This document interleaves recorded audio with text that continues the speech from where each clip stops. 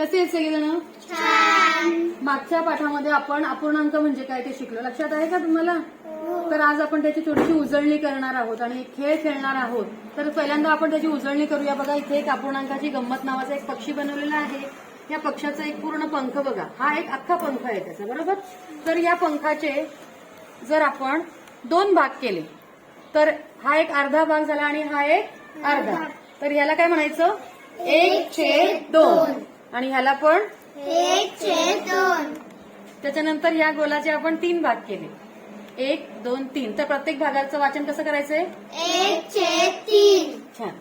जर ह्याचे आपण 4 भाग केले तर प्रत्येक तुकड्याला आपण काय म्हणू शकतो? 1/4, 1/4, 1/4, 1/4. जर 5 भाग केले तर प्रत्येक भागाला 1/5. 6 भाग केले तर प्रत्येक भागाला 1/6. त्याच्यानंतर जर आपण 7 भाग केले तर 1/7. आणि 8 भाग केले तर 1/8. असा हा अपूर्णांकांचा गंमत असणारा एक पक्षी. ठीक आहे.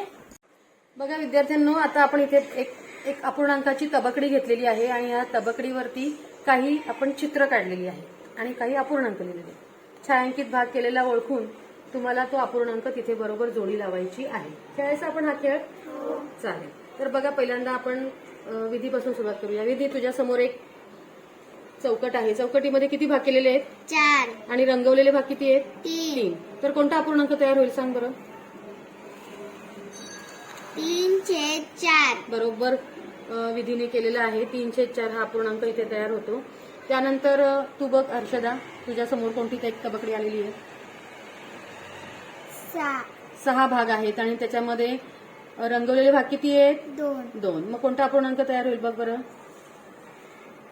2/6. बरोबर आहे, 2/6. गार्गी, तू खेळ आता. तुझ्या समोर एक जे चौकोन आहे त्याचं बघ किती भाग आहेत? 3. रंगवलेले भाग 2. मग आण बरं अपूर्णांक तिथे,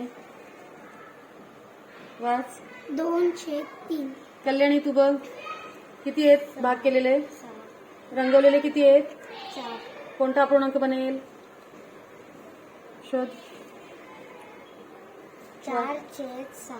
अगदी बरोबर आहे. याच पद्धतीने आपल्याला पुढील पण चौकोनांचे भाग ओळखून आणि ही तबकडी फिरवून हा खेळ खेळता येईल. खेळाचं नाव आहे अपूर्णांकाची